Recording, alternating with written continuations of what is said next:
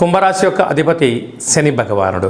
వీరికి ఒకవైపు ఏలనాటి శని మధ్యమ సంచార స్థితి జరుగుతున్న విషయం తెలిసినటువంటిదే. అర్ధాష్టమ గురువు, ఇలాగ అష్టమ స్థానంలో కేతు, కొన్ని గ్రహాలు అనుకూలంగా లేనప్పుడు ఈ అమావాస్య, ఆరుద్ర నక్షత్రము, ఈ శుక్రవారం రోజున వీలైనంత వరకు వెంకటేశ్వర స్వామివారి యొక్క విష్ణు సహస్రనామ పారాయణం చేయడం, స్వామివారికి తులసి మాలను సమర్పించడం, లక్ష్మీదేవి అమ్మవారికి పాలతో అభిషేకం చేసుకోవడం మంచి ఉపశమనాన్ని ఇస్తుంది.